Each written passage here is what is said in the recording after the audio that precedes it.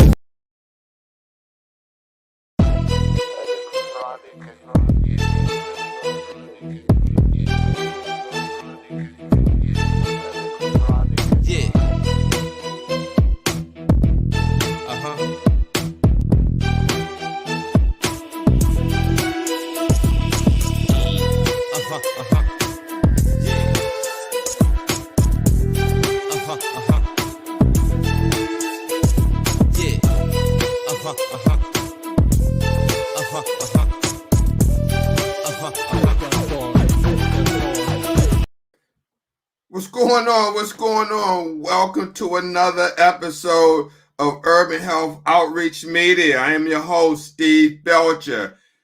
Looks like we have a little delay in our broadcast, so please excuse me. Hopefully it'll correct itself. Tonight, we have an awesome show. Share this broadcast. I'm telling, we only got 2 people on here. But we need more warriors on here because you're not going to get information like this. A lot of people talk about their experience through posts, but you're not going to get someone who's going to go live and actually share what they experience. So share this broadcast, please. Tonight, I have a warrior. She's been on our show twice. This is her 3rd appearance.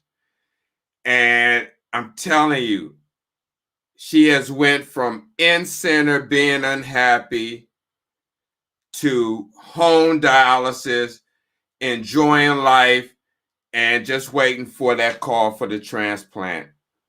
So without further ado, I'm going to bring on that guest. And I believe her city is Bellview, Florida. I hope I'm right. So if I'm not, I'm sure she'll correct me. So let me give our guest the VIP treatment. Here we go.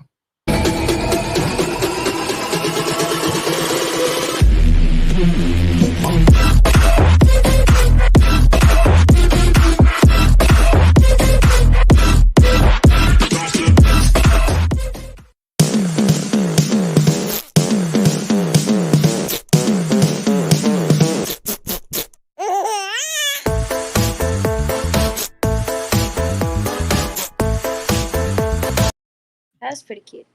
Hey, what's going on, Tonya? I love that. That was so cute. I'm sure, yeah, you can thank Jared for that. He came up with that, Jared Brown. I like it. Yeah, thanks. So it looks like we got kind of like a delay because I'm looking at my cell phone screen and it's kind of not matching up to what I'm talking. So if I seem a little weird, I apologize. I'm trying to adjust to what's happening technically. Yes. Yeah, definitely. There is a delay. Am I delayed? No, not at all. Myself delaying. Yeah. So what's going on? You from well, you're not from, but you in Bellview, Florida? Yes. How you like it down there? Girl. I'm a Jersey girl. I was born and raised in Jersey, and college, everything. And then I moved to New York, and I lived in New York for quite some time as well.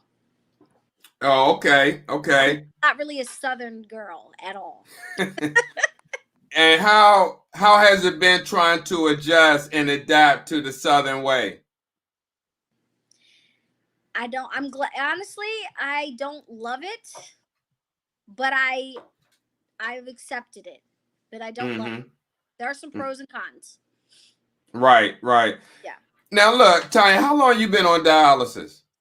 I've been on dialysis. It'll be 2 years in February. Really? Like, in February, right? Yes. Yes, 2 years in February. I know when you first started, you didn't have a smooth start. No. It was it was an adjustment, and it was very I've learned a lot in these 2 years because I'm very ambitious, and I like to learn and know everything that's going on. And it was really rough because I'm that kind of person, and the information wasn't easily available. It just wasn't.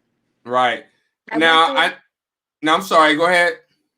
No, I was just saying that I went through a lot trying to find that information, and I took some backlash from centers, techs, nurses, doctors, but I don't regret anything. Now I know that your kidney disease started at 15. Well, that's when it started showing signs because you had FSGS. Yes, the first time I was on dialysis, I was 15, but I actually have been dealing with kidney disease since I was born. Wow. Yeah.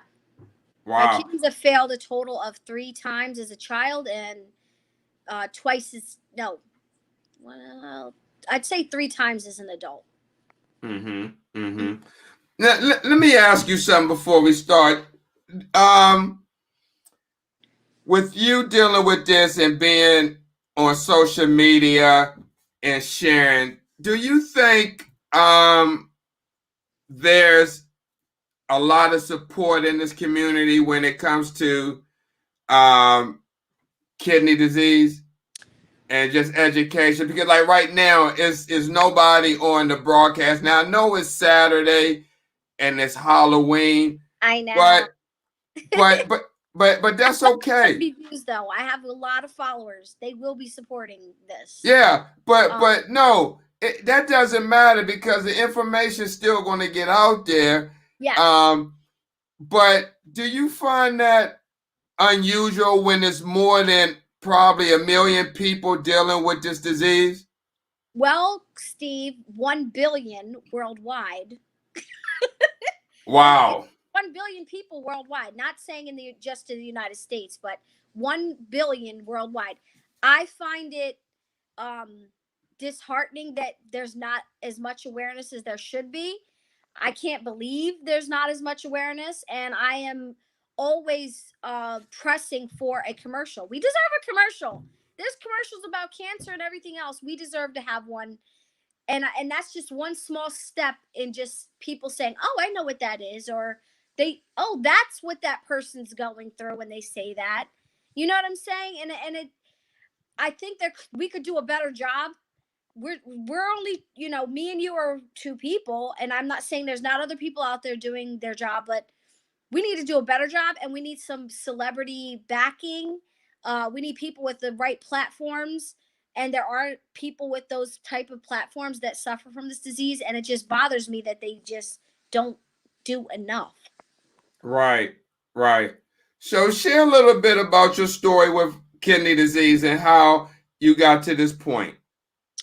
Well, I'll fast forward all the way to my beginning. I mean, the beginning of this part of my journey, which is now I have end stage renal failure, and I cannot. My options are dialysis or transplant or die. Those are my 3 options. So, when I started get sick, and I was very sick, and in and out of the hospital, basically living in the hospital, and I got to turn my. There we go. When I was basically just like the hospital was my second home to my home, and I had to get different opinions from doctors because one doctor just would not put me on dialysis, and she kind of just didn't really give a hoot. She just was dismissive, aloof, not really. She just was terrible. She was terrible. So I asked for a second opinion. I got on from a different hospital. I left the whole hospital. I changed doctors, everything. Then I got a doctor that said, okay, you're sick. We need to help you.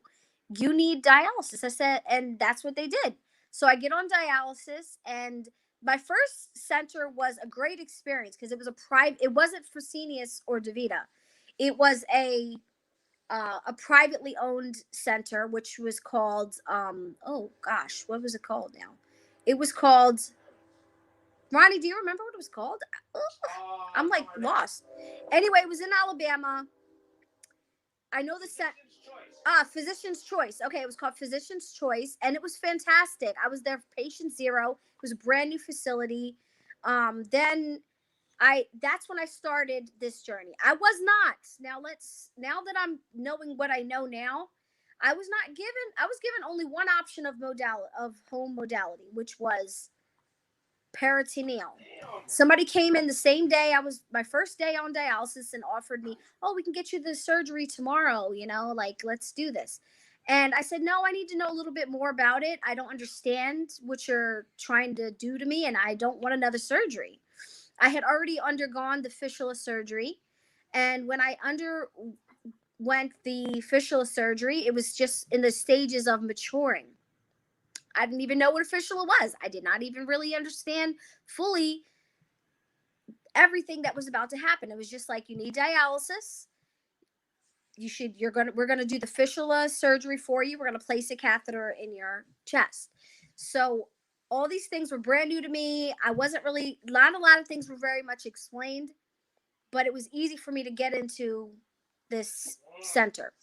And so when I denied PD, peritoneal dialysis,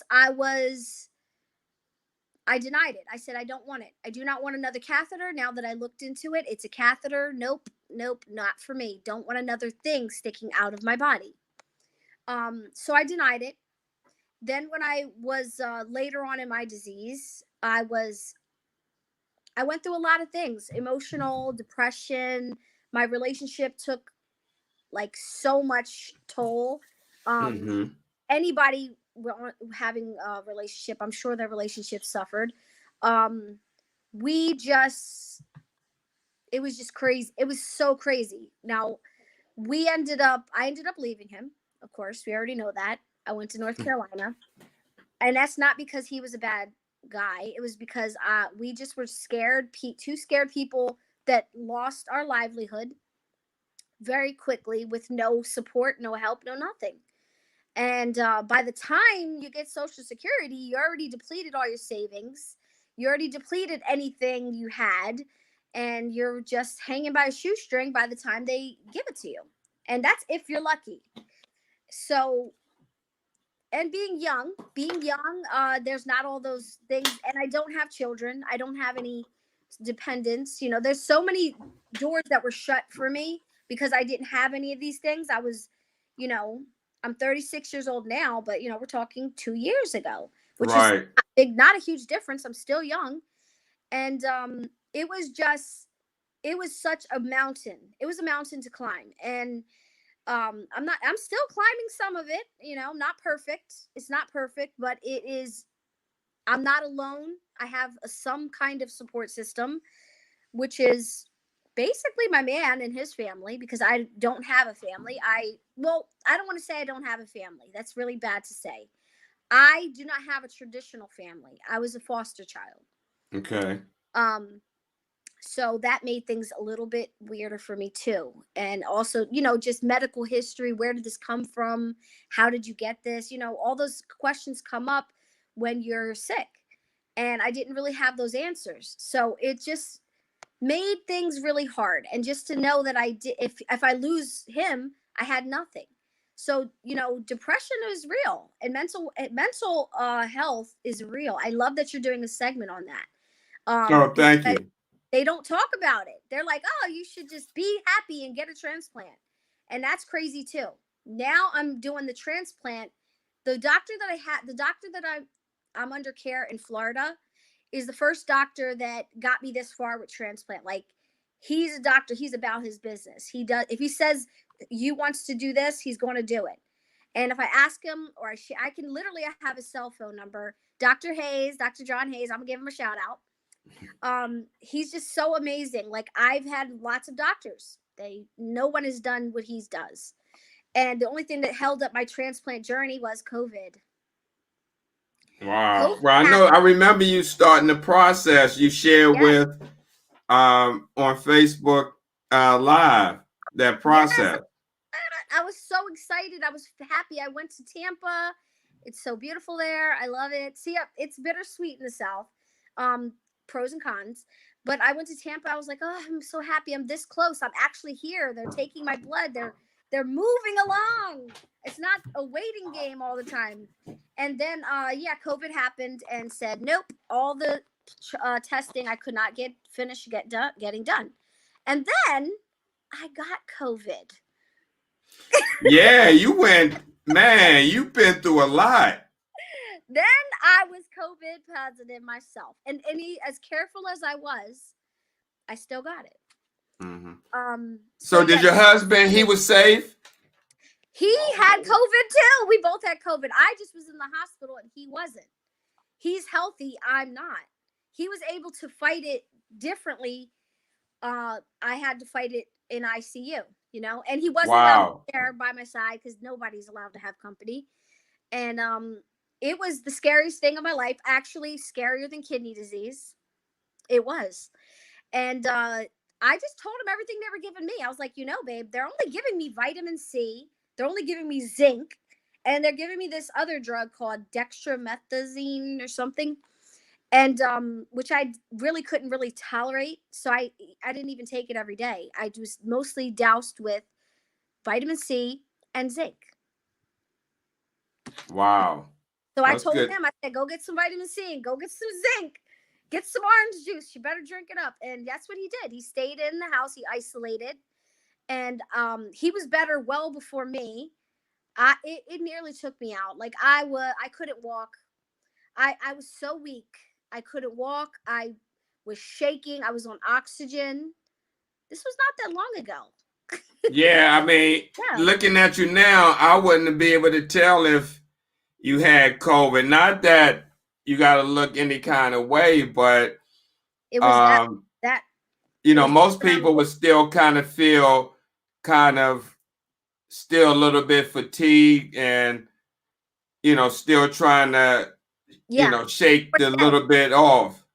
Or dead, Yeah. Some people don't make it. And I prayed every day. I said, God, please just let me survive this. And if I don't, if it's my way to go, this is not a way I want to go. Like, I just don't want to go. I'm not done. And right.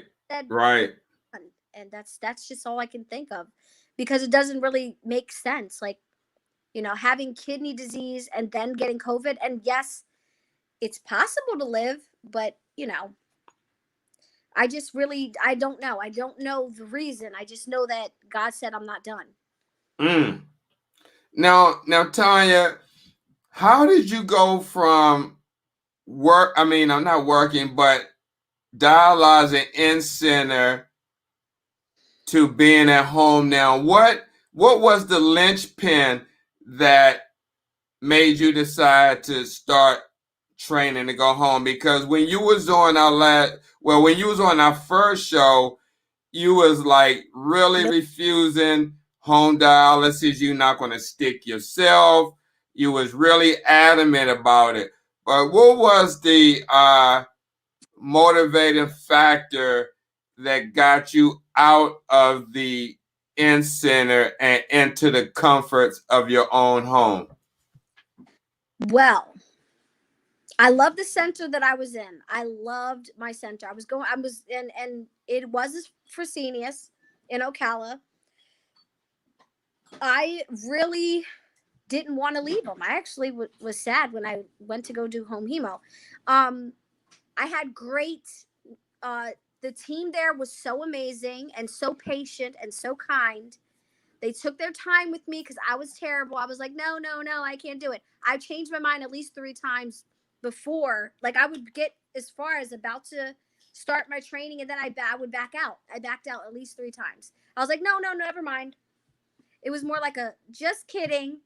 I sat down with my doctor, Dr. Hayes, and I said, Doctor, I can't do these needles. Like, I just can't do it. If I can't stick myself, I'm not going to go. And he said, all right, Tonya, let's take our time. Take a breather. It's your body. I don't want to force you into anything. What you can do is he offered me the option to learn how to do it in center first. Nothing more than just learning how to stick myself. And then we talked about buttonholes. Because I was like, what about the buttonholes? The buttonholes, was supposed to start them so many times, and I said, never mind, I'm scared. So he said, you know what, Tonya, I'm not an expert in the vascular system. I'm going to talk to the vascular surgeon and find out the details, if it's good, if it's bad. He explained it to me, and he said, it's actually great. This is how he explained it also, about it being just like putting an earring in your ear once the track is developed. And honestly, it's just like that. And they slowly babied me. They baby stepped me. And just in the process of learning how to stick myself, I started off with just looking at my arm when they stuck me, because I couldn't even do that. I couldn't even look at them, cannulate me. So I started to get a little braver and braver. And once I learned how to cannulate myself, then I wanted to know more about before that, I wanted to know more about the benefits. And they told me all the benefits. But the proof was in the pudding. I had to first see if I could stick myself. Because, of course, I didn't want to go in center. Who does? Nobody wants to be there. It's very depressing to me. I'm just saying, to me, it was very depressing. It was very isolating, because I'm young and everybody's like my grandma in there. And I just felt like I was going to my death. That's what I felt like every day. And mentally, not just physically, but mentally, I felt that.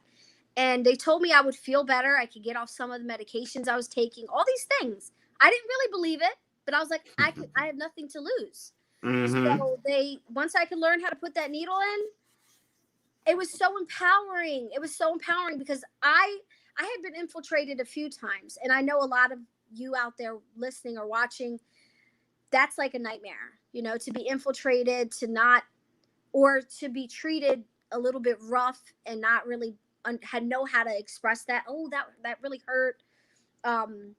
Or, And you know what, Tonya?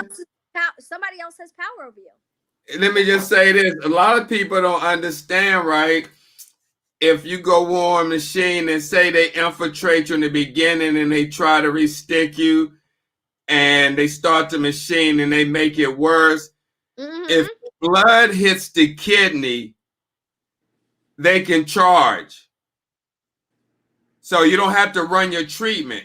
All the blood has to do is hit the dialyzer. Wow. See, I didn't even know that, but I know it's all dollar signs with a lot of things. Yeah. And that's just wrong.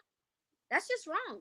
Yeah. Like if you went on and they had issues with your access and say like 10, 15 minutes later, they got to take you off because your arm hurts and stuff like that. And they say, okay, well, come back tomorrow or whenever, let's reschedule a treatment, go home, put ice on it. But yet they still charge because they write a note that say treatment initiated, patient infiltrated, blood return, will return tomorrow. And they charge like you had a treatment, but you didn't, but you still get charged. It's not like you're not going to charge you. That's straight robbery. That's straight robbery. Exactly. And I will say, I noticed it seemed like when I was infiltrated, I did feel like they were just trying to subside whatever was never going to be subsided. First of all, what are you subsiding? I'm bleeding. I have a puffy arm full of blood. Then they're like, well, you want to try? No. Are you serious? I would be like, no. I'm very verbal. I'm like, no, hell no, no, thank you. But now that I do it myself, that just doesn't happen. You know why? Because I realize how easy it is to do it and how stupid they must have been to even have infiltrated me in the first place. Because I'm like, my fistula in particular, and I can't say this is for everyone, but it's very superficial. I am so easy to stick. It's crazy. Right below the skin. Up. Yeah, how did they mess up? That's what I tell myself. But I'm telling you, anybody, not just you, because you were a nurse, so you probably have. Well, I don't even want to say probably. You had more love and care in your administering of these things, but there's not everybody is like that, and Sure. they could be having a bad day, and now here you are, and I just don't want to be under the mercy of. Even if I had to go back in center, I would still cannulate myself. Oh, absolutely. I will never let anybody else, unless I know that they really care. Like, for example, my I'm gonna say husband, because we've been through hell and high water. Unless it's like him or something. Like, I'm really particular, and I'm just so glad I have that power. I have that power back now. You can't take that from me. And I love doing, going more about home hemo. Everything they said that would happen for me, it did. They said, oh, you're going to feel so much better because it's less aggressive on your heart. You're going to probably be taking off some of your blood pressure medications. You're probably going to have a lot more energy, and you'll be able to get back to life. You won't be at the mercy of a chair time. All those things happened. I do feel better. I got taken off actually all my blood pressure meds until I got COVID. COVID, I was off of all of them still. No, actually, after I was COVID, when I got home from the hospital from COVID, I wasn't taking any BPs. Nothing. They took me off of my torsemide first. So I wasn't taking a water pill anymore. Very fluid sensitive. I don't have that issue. I don't worry. I maybe gain a kilo in between treatments. And I can eat more things that I usually wasn't. It was great to drink a glass of orange juice and not feel guilty about it. Wow. My numbers drastically changed. I mean, I'm not saying it's a cure to do it at home, but it's a lot better than in center. And if you have a choice to do something better for yourself, why not? And let me ask you a question, Tonya. Before you got on dialysis, I know you said you've dealt with this most of your life. But before you started dialysis, did you know that a lot of people deal with kidney disease? And when you started dialysis, have you seen an uptick in people like your age on dialysis and dealing with kidney disease? I will say I haven't seen it physically. There was maybe always like maybe when I was in North Carolina, and I also traveled too on dialysis, and I noticed there's a couple centers I went to that it was a couple more young people, but not that many. But where I see the most young people is when I go online and I'm in my forum, the forums. That's what I was going to ask, like on Facebook, social media. Yes. I feel like my calling is definitely to reach out to those people, to those young people my age. Not saying that people that are older than me don't deserve the same option. They do, but my calling is to them because they don't have to just accept it. They don't have to accept that, oh, this is my life and I have to deal with these people at this center. No, you don't. No, you don't. If you have a place, if you have the bare minimal necessities, a roof over your head, running water, and you don't even need running water because some people do it with they have trailers. Is the screen blinking on you? No. Oh, okay. So some people don't even have that, and they just use express bags because they don't have running water. So it's like you can make all the excuse in the world that you can't do this, but you can. But you can. And you know what? You're going to feel so much better. Why wouldn't you? Just saying. No. Absolutely, because let me just share this. When I did travel nursing, I ended up in Houston, and one of my assignments was a nocturnal assignment. And the patients ran from 7 p.m. They ran pretty much 8 hours, or depending on what the doctor ordered. So you had some people who ran 6.5 hours, some that ran 8. So you had people running from 7 to 3 or 7 to 4. Hemo? Nocturnal hemo? Yeah. Yeah. Not nocturnal hemo. It's in center. They start late. Yeah, like I said. They had that option. I've seen that. Yes. Yeah. And so you get about 8 hours 3 days a week. So that's 24 hours a week of treatment.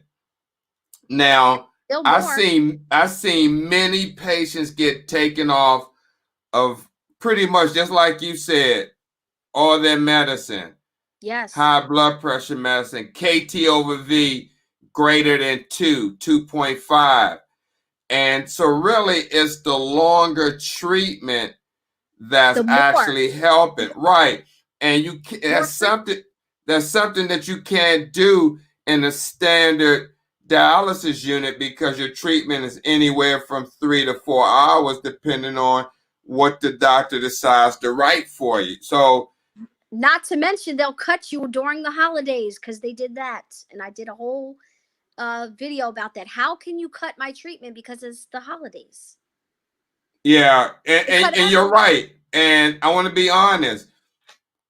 I'm guilty of that, because when the holidays did come, like 4th of July or Christmas Eve, we always, or New Year's, they will call the doctor, the medical director, and ask, can we get an order to run all the patients 3 hours so we can hurry up and get out of there. And I'm guilty of that. I mean, I didn't know any better. You're only human. That's the downside of being at the mercy of people who don't deal with this disease, who don't, I'm sorry, Steve, I don't want to sound mean to you, but you don't have this disease. We don't get a day off. We don't get to go into remission like a cancer patient. We don't get a day off. We get nothing. We have to do this or die or suffer because you missed a treatment, or deal with, breathing like you're underwater, sleeping, I've slept in my recliner many days because I couldn't lay down because I was full of fluid. There's just I've dealt with transportation issues where you can't even get to your treatment because you don't have a car. And then the transportation situation in Florida is the worst, actually worse than Alabama. Right. Well, hey, look, Tonya, I gotta correct you. So I do have kidney disease. It's stage 1, but I don't have kidney failure. So you're right.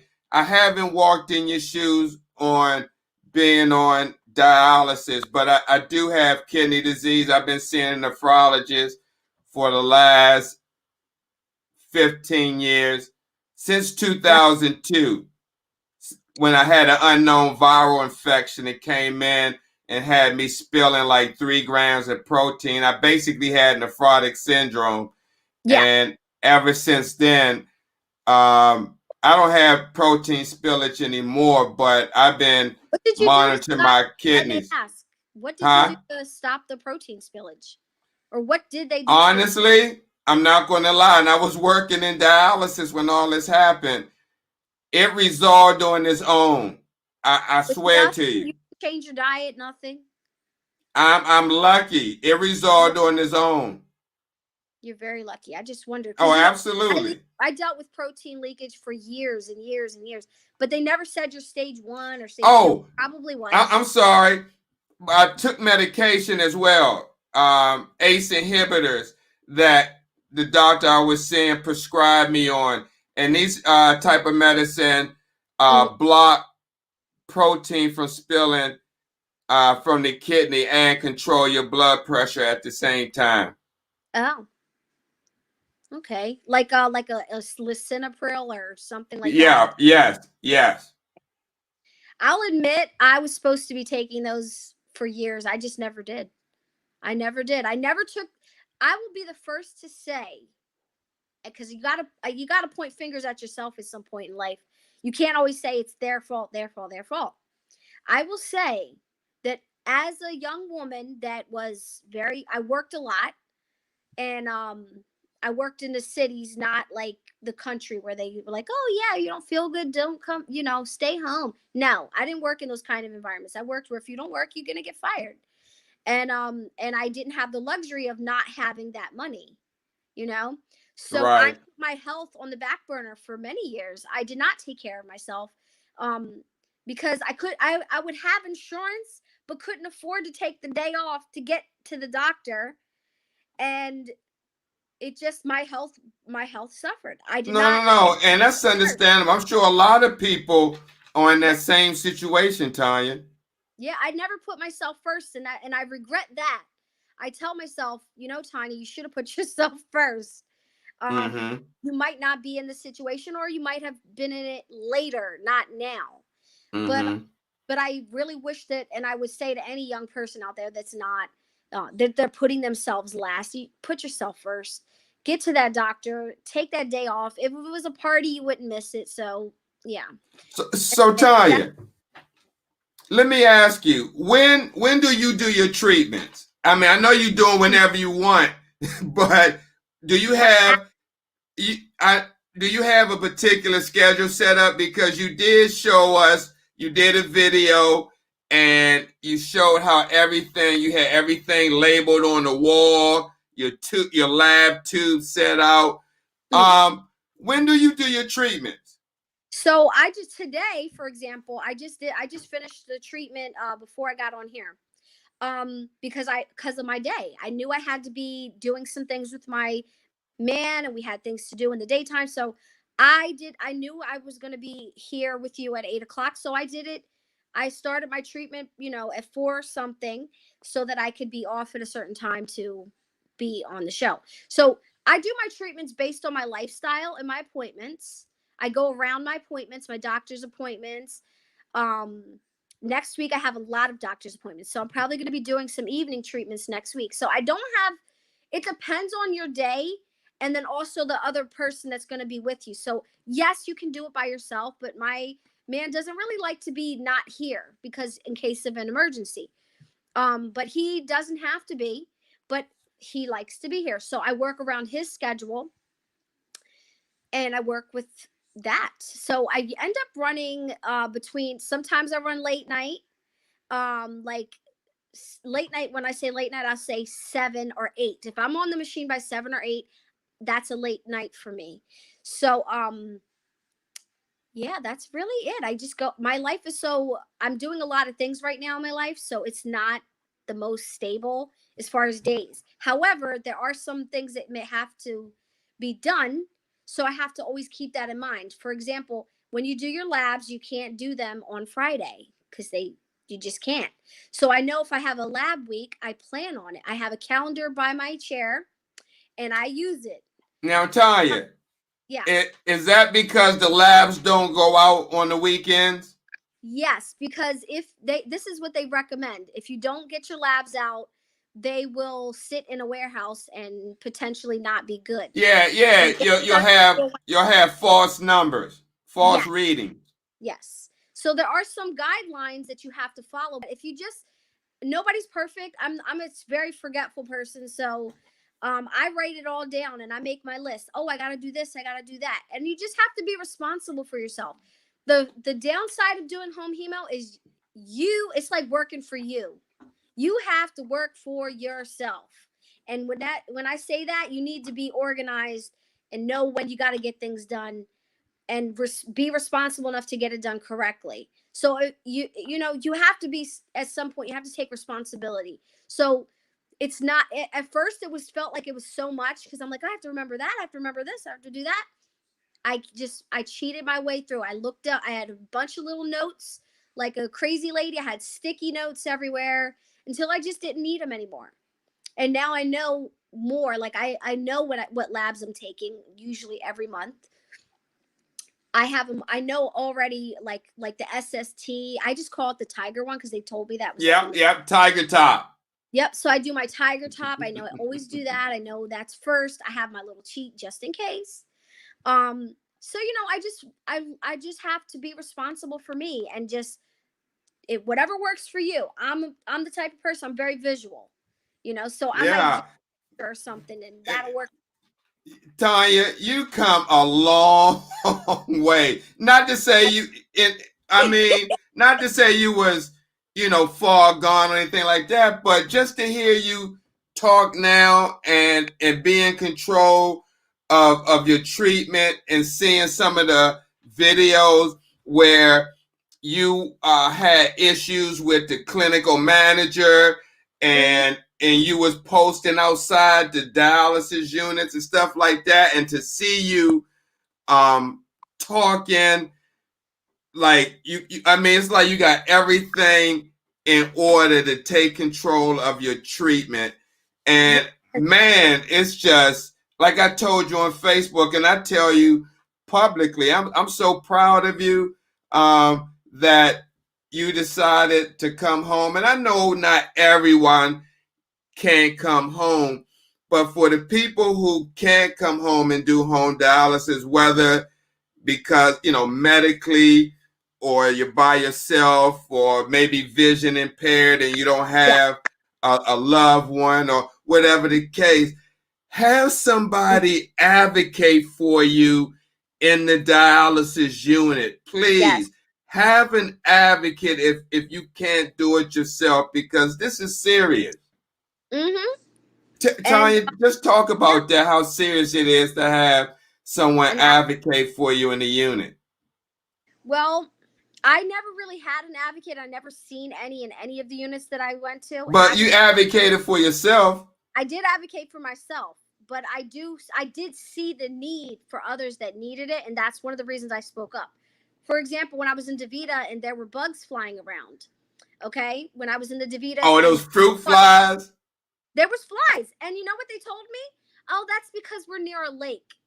And I was like, I don't think so. No, you know where it comes from? Walking distance to a lake. I live next to a lake. And I. You know where it comes from? Yeah, I know now. Where? From the dialysate. Yeah, it comes from that waste in that drain. And the drain line. So don't tell me, as they say, don't piss on me and tell me it's rain. You literally can't do that for me. So I told them, I'm sorry, that just can't be. Then I noticed all the water just sitting around stale underneath my chair, everything. And I said, hey, why is there water there? And the reason I spoke up as adamantly as I did, and I was blackballed from there too for it. They literally kicked me out. There was patients there that were just like some wearing diapers, some not even coherent, some that had special needs, and you're just like letting them sit there like that. I was very upset. I did not like that. And so now that I do my own treatments, I'm learning what everything is. So I wish somebody would ever tell me, and I hate that it had to be that way, but somebody's got to do it. Somebody's got to say it. And it's just not right, to take advantage of people that are already down. They already don't know. Some people don't know if they're coming or going, and they just want you to be quiet so they can go be on Facebook on their phones and talk about their weekend plans. No. Hey, Tonya, let me just speak in defense of the nurses in the text. When you said about the special need and the older population may have maybe depends on, and they may have had a bowel movement or something. Now, at one time, no, that's not their responsibility. What I'm saying is that they are not able to say, "Hey, this hurts," or "Hey." Right. I mean, they're responsible for something. But we used to do that at one time. In the 90s, back in like the late 80s, they used to, like, patient had to use the bedpan. They didn't want to, they wouldn't take them off. They had bedpans in the back, and the patient would use the bedpan in the chair. We'll put the screen up. One time I couldn't get up. They're like, well, we can't take you off. I was like, yes, you can. Yes, you can. I was actually in the hospital. I was not hooked up to anything. All I had was like a portable monitor, which could fit in my pocket. And I said I had to use the bathroom. And they told me that, no, we don't do that. We don't take you off. And I said, yes, you do. Yes, you do. And you will. And if you don't, I don't want to finish my treatment because I'm not going to go to the bathroom in a bedpan when I'm perfectly able to walk to the bathroom. And you just don't want to take me off. Yeah, that's what it is. And I got That's what it is. Listen, I was the worst student in dialysis. I was so bad. But I have no regrets. I said what I said. I did what I did. But I'm not, I feel bad for those who can't. I feel bad for those who cannot. That's the importance of advocacy and reporting things properly and knowing your chains of command, and also knowing what battles that you can and cannot fight, which is wow. So you was complaining on something that you felt wasn't right and you got blackballed. Yes, I did. I actually got stuck in a hospital because if they kick you out, this is real. You know when I'm right. You know I'm right. Oh, absolutely. If they deem you a problem, if they deem you to be a problematic person in any kind of way, and they just don't like you and don't like you, guess what? They could say you're problematic and you cannot come back. It is not the same like a regular medical facility. It is not treated that way. So if they say you can't come back, it's like if you're a bad customer, they won't take you. So now your life depends on this machine, right? So now you don't have a choice. Now you have to be admitted to the hospital to get treatment. And they don't let you leave. They may not let you leave. And the thing about it, it's not like when they blackball you, it's not like, even though you have all these clinics in these neighborhoods, not like you can walk down the street and go to another company because your name has already been put out there. Huh? I was blackballed from DIva in Florida, and they're all DIVAs. There's no other centers, so they won't take you in another center because no private clinics. No, not in my area. There's none. And there is a Fresenius. So guess what they told Fresenius? They told the medical director. Guess who the medical director is? Dr. John Hayes. Your doctor. My doctor. They told him that I was violent. They told him I was violent. They said whatever they wanted to. The only reason I got into that center is because I saw him while I was in the hospital getting treatment. He came in and I knew his name, but I didn't know what he looked like. And I heard them saying, Dr. Hayes, Dr. Hayes. And I was like, excuse me. While in the hospital bed, I said, excuse me, are you Dr. Hayes? Are you Dr. Hayes? He was like, yes, I am. And I was like, are you the medical director for Fresenius? And he said, yes, I am. I'm dead in my bed. Like I'm in my bed. Like getting treatment with the needles in my arms. And he said, how can I help you? I said, well, I've been waiting to hear back. And I called and they said that they wouldn't take me in your center. And he goes, what's your name? And I was like, my name is Tonya, blah, blah, blah. And he goes, oh. And he just looked at me and he was like, oh. I was like, what happened? He was like, to be quite honest, I wasn't going to take you because their report is that you were an unruly patient and that you were violent. I said, well, wouldn't I be in jail because I was violent? Wouldn't charges have been pressed against me if I did something that was that bad? I said, no, I didn't do anything. I spoke my mind because I was left in a chair when my sugar went down to 50. I'm a diabetic. They wouldn't check my sugar. And when they finally did, okay, the person next to me, some other old lady next to me, Badinsky'd into my business and told me that that they're so great here. I said, no, they aren't, because they didn't even check my sugar and I almost died. And she said, oh, they're so amazing. I said, mind your business. And I did curse at her. I called her a B word. Okay. Okay. No, I can imagine if you was frustrated, your sugar dropped and you're not being cared to. I probably would have said the same thing too. Yes, sir. Yes, that's what happened. So I told Dr. Hayes that's not what happened. I was not violent. I just merely told a patient to mind their business, and she didn't like what I said, and that's just on her because she should have minded her business. You know, my care is not her concern. And he was like, "Well, you have every right to say." I said, "Yes, I know." I was like, "If you just give me a chance, you'll see that I'm not a problem." I begged him. I was begging this medical director to take me, and he did. And I'm one of his Wow. patients, his best patients. I advocate left and right for home hemo. He calls me anytime and says, "Tonya, can you talk to this patient?" I said, "Sure." And Listen, see, yeah. I didn't mean to cut you off, but Tonya, I'm glad you thank you for sharing that story, because this goes to show how blatant these facilities are when it Yes. comes to patients, when they try to speak up for themselves, and next thing you know, they're blackballed and they don't even know what happened. You don't even know. And if you don't fight for yourself or somebody's fighting for you, you may get stuck or you may die, because if you people get discouraged, you're already down, you're depressed because you got to go there. Now you're told you can't go back. There's no other facilities for wherever reason, because DaVita is a monopoly. Let's be real, it's a monopoly. Um, it's monopolizing the dialysis. And for Fresenius. And Fresenius, yes, they are. I just happen to find a center that is loving and caring, because the people can make a difference. Oh, People absolutely. That's who makes the difference from the company, the frontline workers. It's not those Yeah, corporate people sit behind the desk and make these policies and expect us to do it to try to save a penny or whatever the case may be. yeah.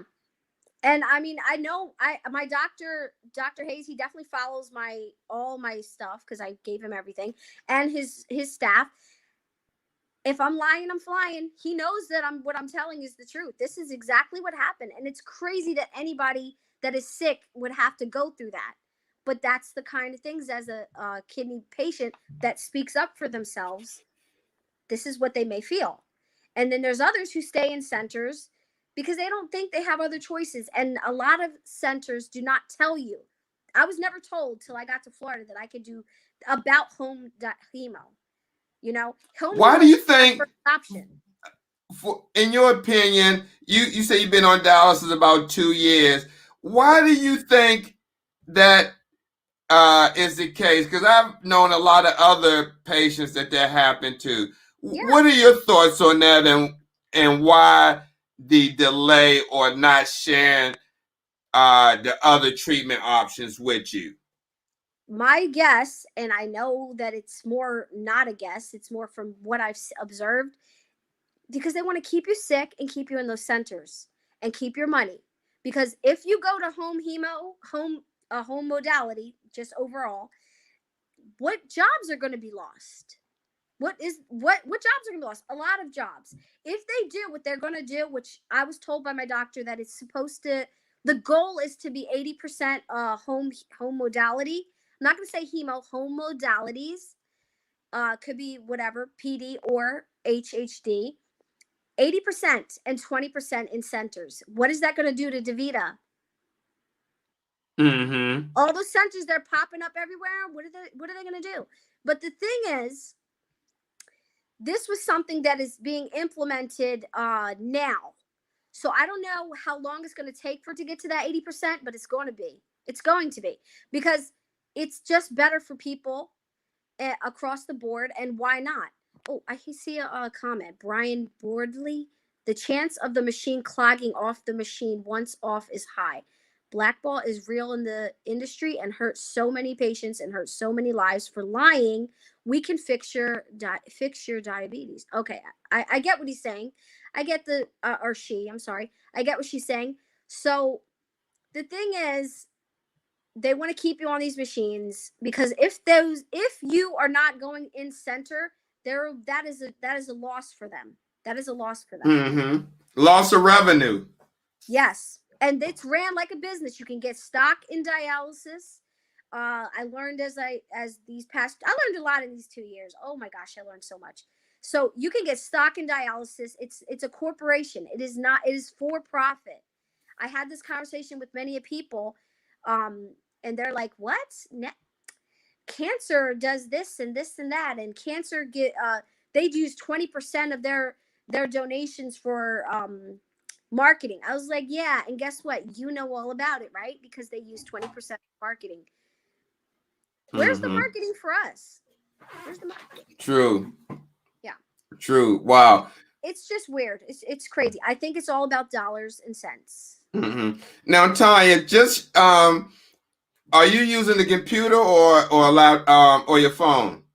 I'm using my phone. Oh, is there any way we can see your setup? Yeah, why not? Yeah, take us on a tour. Oh no, it's so ugly right now because I just did treatment. Like, okay. It's not very. I left everything as is because I had to hurry up.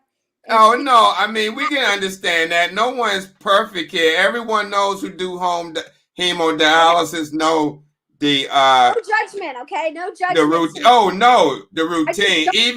Even in center dialysis, you got a complete treatment, tear down and set up and clean up. Yeah. That's just the normal. That's just the normal process of dialysis. So if no one can't understand that, shame on them. So I can't actually flip my camera, so I'm just going to turn my phone. Sure. Okay. The first thing I want to show you, because I can't really see what I'm doing, is my machine. Wait, what should I show you first? All right, I'll just like take a good cam view. All right, can you see, Steve? Yes. Yes. Okay. So this is my machine after treatment. I hang a few saline bags because if that's the last bit of saline, I don't want to keep the box, so I just hang them there. That looked like a comfortable area, Tonya. Yes, I try to make it as it has to be somewhat comfortable because it's where you got to sit for a few hours, you know? They sent me this chair. I did not pay for this chair. Okay. I did not pay for this machine, obviously. I mean, they send you the machine. The centrifuge I have is something they also sent me. Can you see good? Yes. Okay. And this here is my little lab setup. And I'm poor. I don't have a lot of money. So I just use the Ziploc bags and some nails. Done. And just separate them by color. Right. Or the push pins. Yeah, but this is a door. So I had to put, and I bought this door. I actually refurbished it from a flea market for $5. Oh, man. Okay. Okay, Tonya. Go ahead, girl. We love refurbishing and finding things. It's a really nice heavy door, too. Right. So that this little thing I got from Goodwill, $3, a little rolly thing. Oh yeah, that's the thing they have in dialysis clinics as well, where we put our supplies in. Yeah, I put my supplies, my tape. Yep, the chucks, the 2x2s, the tape. These you don't get these in Center. What's that? That's something else I wanted to tell you. I didn't get to bring up.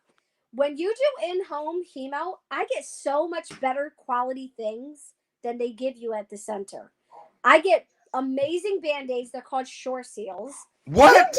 Hold up. Let me get back on screen. You get Shore Seals. I got boxes of them, 100 in a box, every single one. No, hey, those are the gold standard of Band-Aids. Yes, they are. Because they had that little adhesive on the bottom, and it helps you stop bleeding. It seals the access up. I actually was doing this. I want to show you. I'm so excited. That is crazy. You get Shore Seals.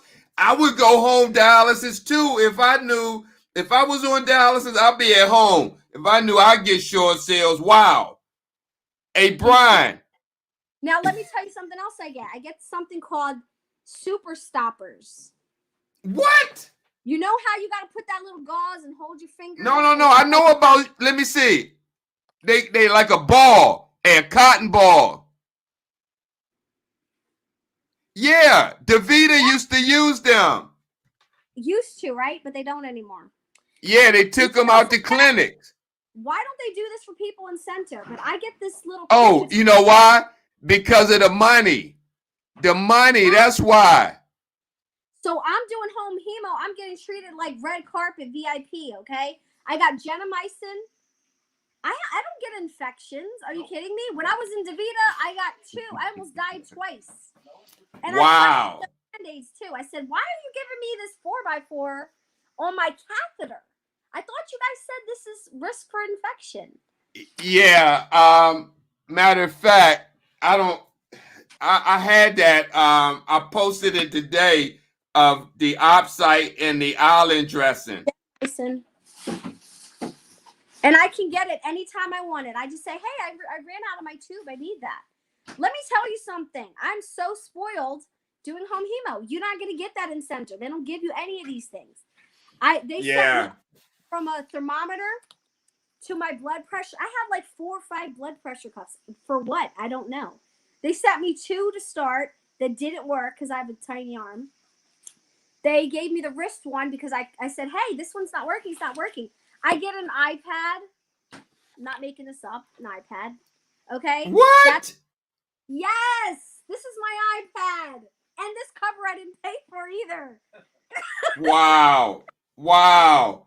Yes. Oh, let me ask you, with that iPad, I know you do your treatment on that. You document your treatment, but can you also go online and play games? You can't play games, but you can go online, but it's limited to what you can look up. They really lock down the iPads. Like, you really can't. Sure. But it's so convenient. You know, when I'm sitting on my chair and I'm doing my treatment, I can see everything in real time from my iPad. Wow. Man, that is amazing. And I'm just so full of knowledge from just about me. I can tell you anything about my treatment because I'm empowered. I know this. And what else do they give me that's good? Okay, you know when you have the catheter, right? Mm-hmm. Well, when I was recently sick with COVID, they gave me, which I didn't understand why they gave it to me. They gave me all these beautiful what do you call it? Wound care kits. Because they thought I had a catheter. I said, no, I don't have catheter fistula. They sent me wound care kits. Tagaderm. Oh, yeah. Disc. With all that stuff in it. Mask, everything comes in it. Sterile gloves, everything. So if there's ever a zombie apocalypse, I'm good. I'm good to go. So I just want to say, if you're not doing home hemo, you're just not getting spoiled. You're not getting the spoiled things that you deserve to have. But why don't they give that to you in Incenter? It's crazy. Because of the money. Because what happened at my expense, I don't get in it. Incenter, let me tell you, the 2 most costly items are supplies and staffing. And so there was a time, Tonya, when I worked, like I said, I've been doing this like 33 years. So there was a time when we used to have small pillows for the patients. They had pillow covers. They had sheets for the chairs. They had large alcohol pads. They had all these. I get those too. I'm just saying. Yeah, they had all these amenities. And then what happened, you have these administrators that DIva hires that are not nurses. They are business people. So they're looking at the bottom line. There's no balance in patient care in the business. So they got to meet certain quota or certain productivity, as they call it. So get the cheapest supplies, save money. It's treated no different than me running a boutique. I was in retail for 17 years, Steve. I know all about being cost effective. I know all about the bottom line and profit margins. Okay? Why are you treating my life, my health? I'm sorry to get loud. I'm sorry. No.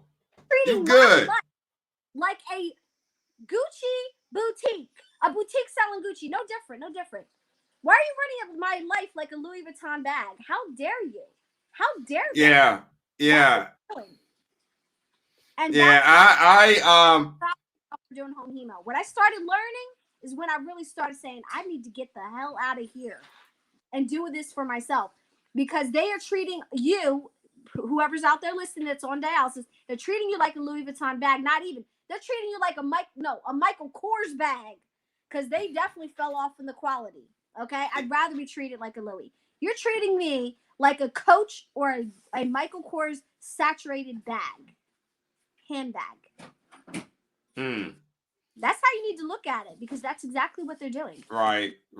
We got my man Brian Borley on here, my road dog, and he does home dialysis.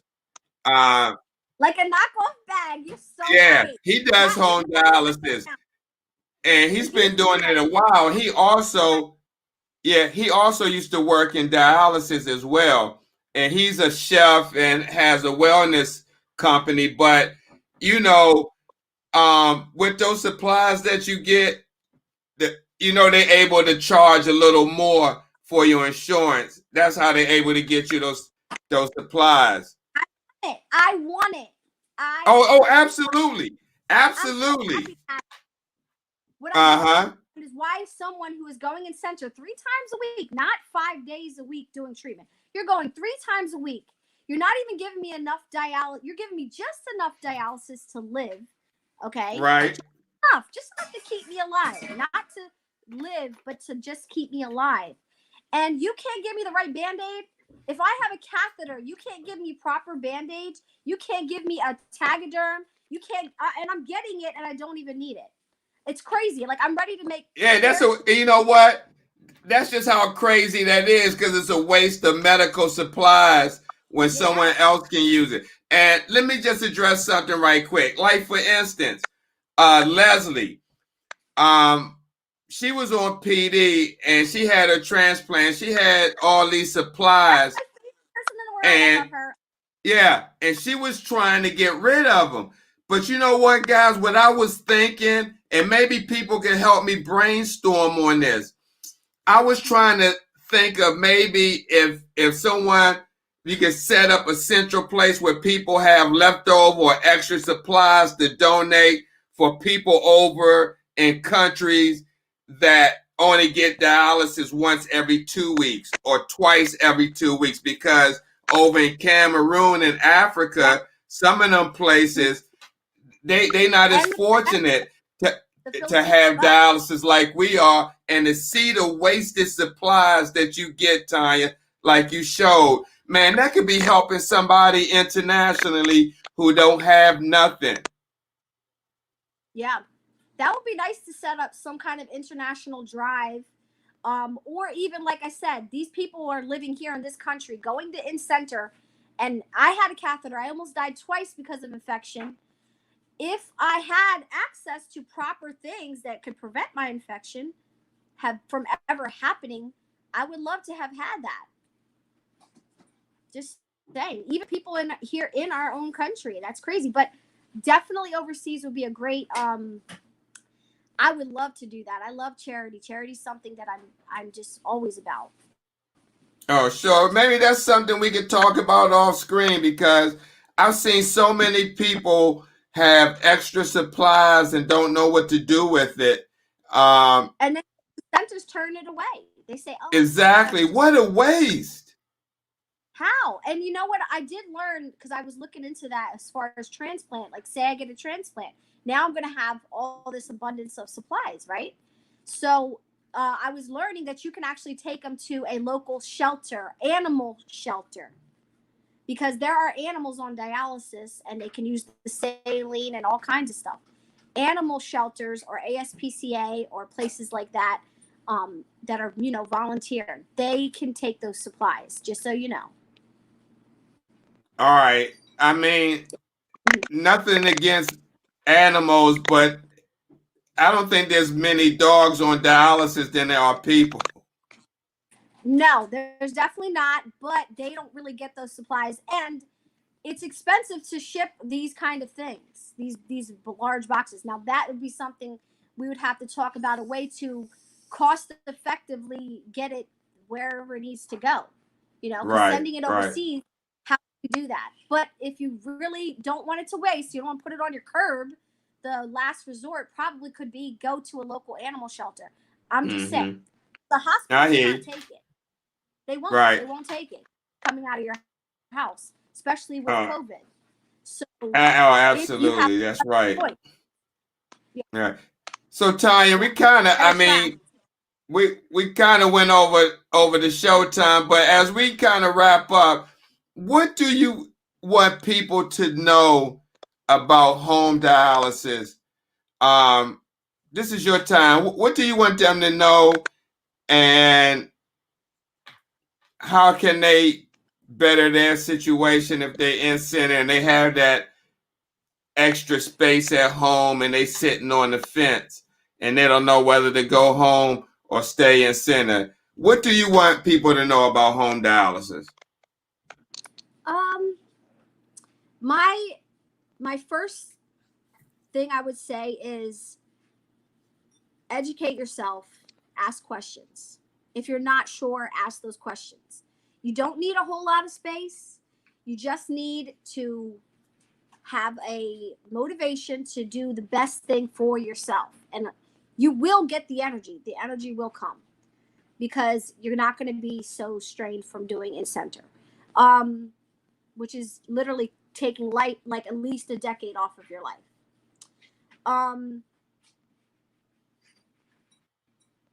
That would be my best advice. Ask questions, educate yourself. Don't rule it out. Don't say you can't, because you can. I said that a lot. And I would just take your time as far as cannulation is concerned. If it's PD, that you don't have to worry about that. But at least give yourself a shot. If you decide that you don't want to do it, they'll tell you. Just tell us, and we'll stop. We'll take.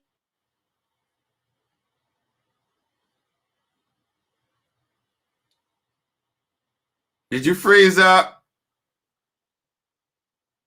I think Tonya froze up.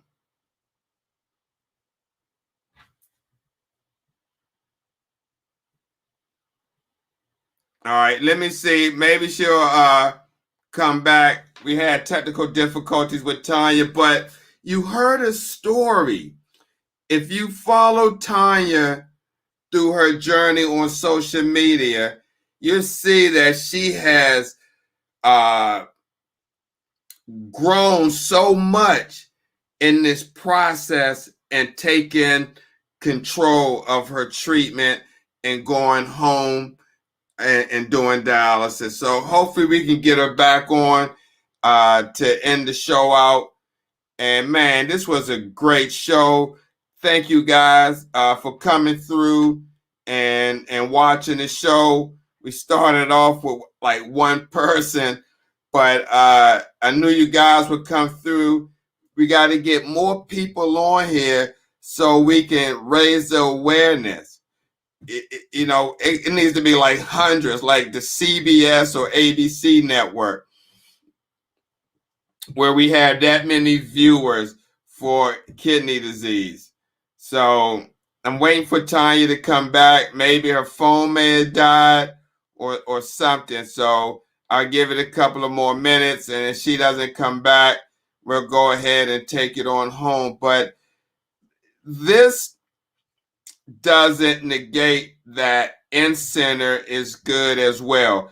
If you have to be in-center and you can't go home, that's okay too. But we want you to be mindful of your treatment and take control and not be intimidated by the workers that you don't know anything. Ask questions. And if they get smart with you, keep asking. Talk with your nephrologist, with your kidney doctor. Talk to the charge nurse. Talk to the administrator. Keep asking questions. Don't just settle for something that you may not understand, because there's a lot when it comes to this disease. And that's why I post as much as I do.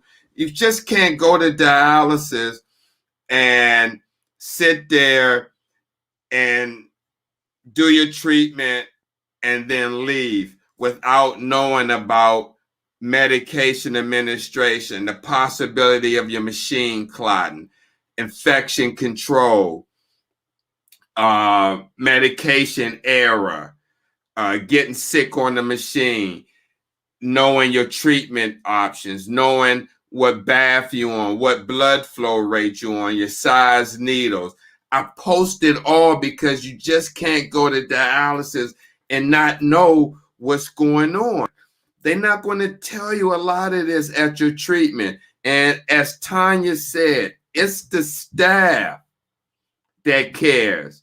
So if you got a technician, or a nurse, and you go to treatment and they just put the needles in, clap, clap, clap, cut the machine on, and then they leave you and they're not talking to you and explaining stuff. They just leave you after they put you on. And then, you get your TV set up and everything, like the TV be on here. Let's say this the TV, right? Y'all know what I'm talking about. You in center, TV on that piece, and you're adjusting the arm so you can watch TV. You put your headphones in, you straighten it out the TV, and the person is gone. You don't know what's going on, right? Nothing. Do you think after they leave, they give a damn about coming back and telling you, giving you some education? They're ready to get on social media and watch some Larry Wallace videos or somebody else who may be going viral. See what's happening down Vince Crab House. They don't, you know what I'm saying? So that's why we do these shows. That's why I do what I do, because I know that education is being missed at the units. You cannot tell me someone can have 4 patients and they can educate all 4 of those patients about access care within the amount of time that that patient runs.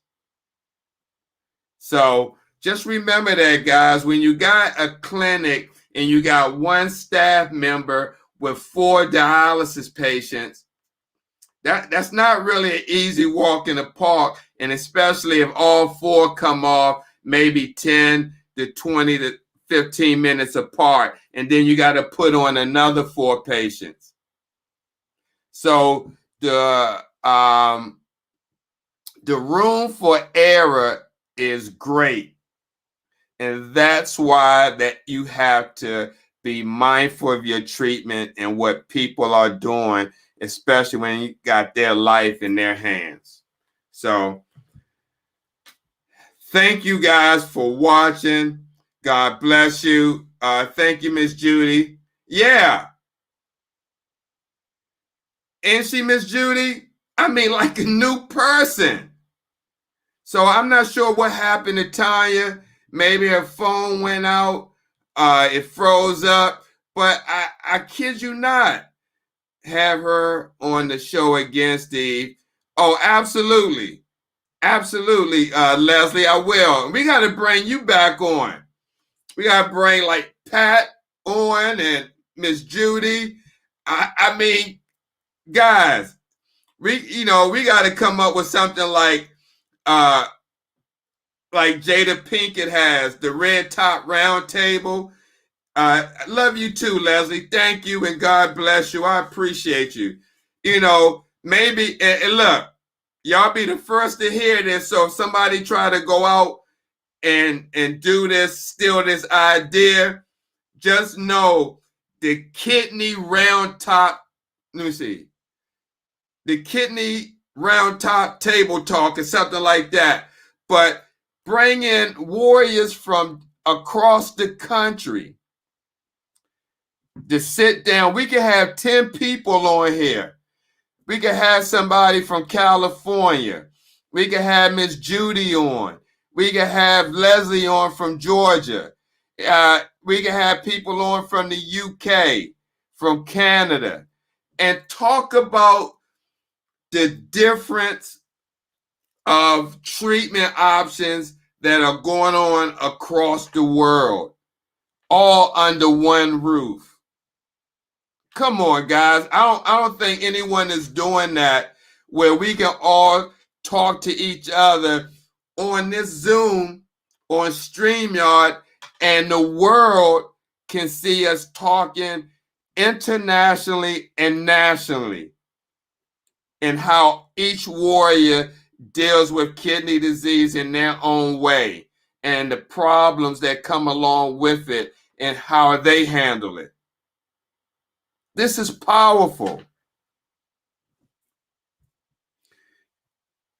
Oh, yeah. Oh, thank you, Judy. And thank you, Miss TV Walker, Walker TV. But thank you for watching from YouTube. I want to reach out to you guys. Let me think about this. I want to get my people working on this so we can do something great and, you know, increase the YouTube viewership and do something that's never been done before. This is the 21st century, and the way we treat kidney disease now is not like the old days. These not the days of the American Kidney Foundation and the American Kidney Fund, and I'm not throwing shade on them by any means, but what I'm saying is they had their helm for over 20-something years on talking about curing kidney disease, and we haven't found a cure yet. And in fact, we have more dialysis clinics more than ever when they first started. And not to mention, and it's just facts, they sleeping in the bed with these large corporations, DIva and Fresenius. It's no secret. So we got to do something different. We got to change the status quo of kidney disease education. It can't be the same status quo because it's not working. We still have over 100,000 people waiting for a kidney donor. We have lack of participation from the minority community in the donor pool. And we got lack of education globally. So again, there's got to be a change from the status quo that's been going on for all these years.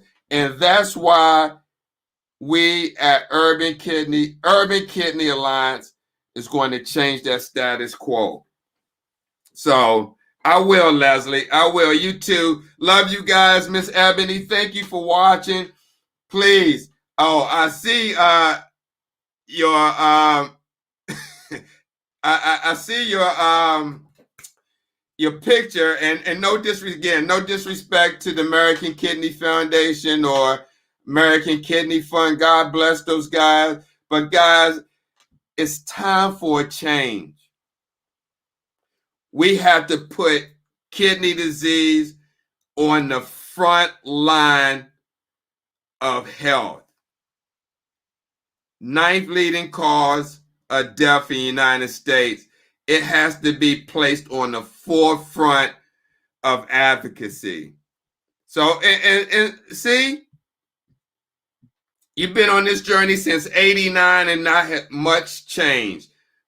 So yes, we're going to change that narrative, Leslie. So thank you guys for watching. God bless you. Been on an hour and a half. I appreciate your time. Share the video. We see you guys on the other side. And tune in tomorrow for the Lisa Baxter Show at 8. And then World Kidney News, as I have on Kidney Warrior, Sherwood, Woody. What's your last name? Woody. I'm just going to say Woody. But Woody is going to be on Amar, Kidney Warrior out of Harrisburg, Pennsylvania, who asked me, why don't we train or put a fire under the companies to train the technicians, new technicians, because of the lack of professionalism and the lack of shortage in these units. You see me post the ads, 39 workers sue DIva for their wages. Yes, this is happening. So when that happens, people get mad. They don't want to do their job, or they do a lack of it. And guess who pays the price? Patient safety. So thank you guys. Happy Sunday. Again, thank you, Miss Ebony. Thank you, Leslie, for watching. Miss Judy. Who else was watching? Pat, thank you for watching. God bless you. Jared and everybody else. Brian, thank you for watching, buddy. And Mrs. T.Y. Walker TV, Jessica, Ebony, Brian, thank you guys for watching. I really, really appreciate it. And Jared, you guys have a great weekend. We just try to be real on here. I'm going to tell you how it is. When I worked in dialysis and patient come in for their first treatment, and I remember these companies like DIva was doing reuse. And when we get to the reuse form and I go over it with the patient, have them read it, some of them couldn't read it. It was too long. They would just say, "What would you do?" And I just be real with them and break it down. And I say that now. We're not going to tell you anything that is far left or sugarcoat anything, because we know your life is at stake and the quality of your life. So I'm not, I can't speak for the other host who may have a show, right? Because everybody's their own person. But for myself, I'm not going to sugarcoat nothing. When it comes to kidney disease and information, I'm going to be a straight shooter. Some people may like it, some not, but it's the truth, and I'm doing it to help you, not doing it to insult anybody's intelligence or be harsh, but this is real, and I just want people to transcend past this and be the best they can be in spite of this disease. So thank you guys for watching.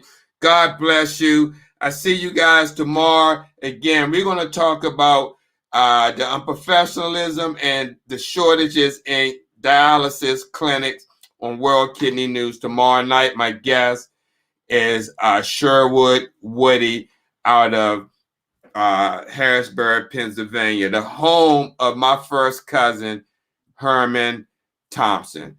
Thank you guys for watching. God bless. We see you on the other side. Peace.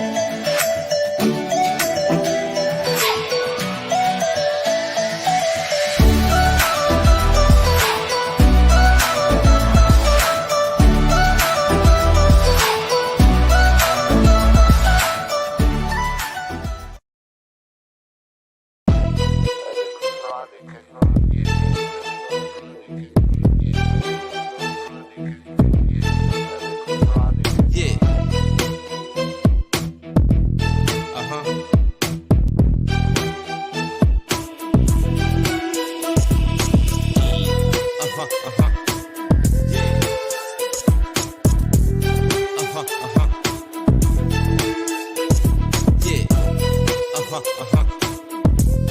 Uh-huh, uh-huh. Uh-huh, uh-huh.